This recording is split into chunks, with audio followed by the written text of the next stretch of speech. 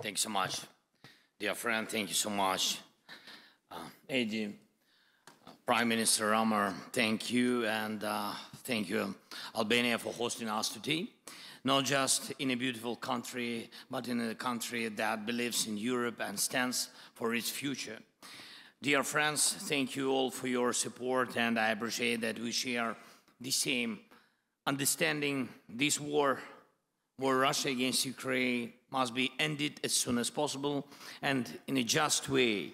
Ukraine needs peace. Peace in Europe depends on whether Ukraine will get it.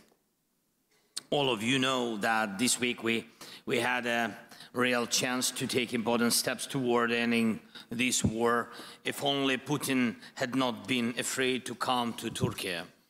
I was in Ankara yesterday, and thanks for participation and hosting us, President Erdogan.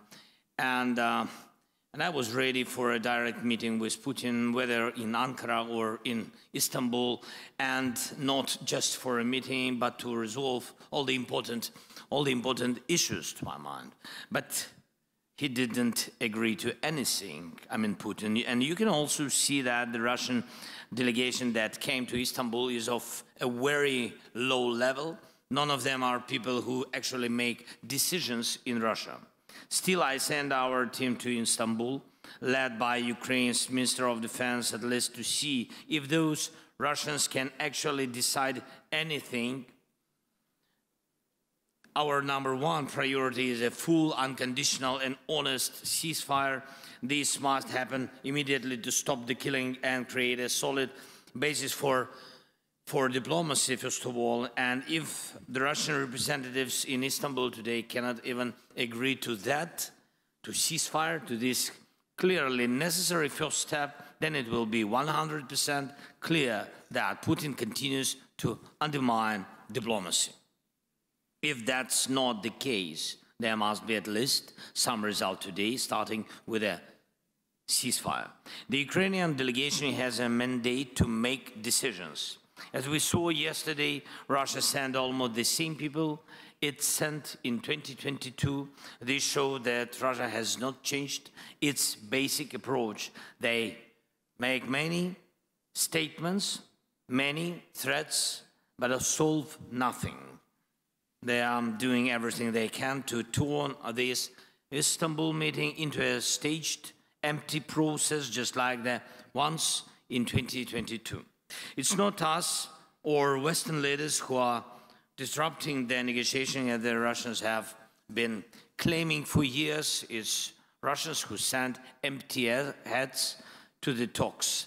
And that's what destroys the meaning of diplomacy. So if it turns out that the Russian delegation really is just theatrical and can't deliver any results today, the world must respond.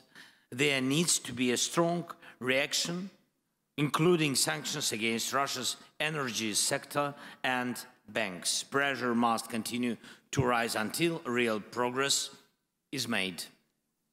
Ukraine is ready to take all realistic steps to end this war. I call on Putin to give his delegation real authority, and we need a full stop to the killing, long enough to give diplomacy a real chance. Secondly, we must build at least a minimum level of trust in the negotiation process. This can be done by releasing prisoners of war, returning Ukrainian children taken by Russia, and releasing civilian hostages currently held by the Russian side. Third, we need to clearly define which issues must be handled at the leadership level, not below. And we all know who makes the real decisions in Russia.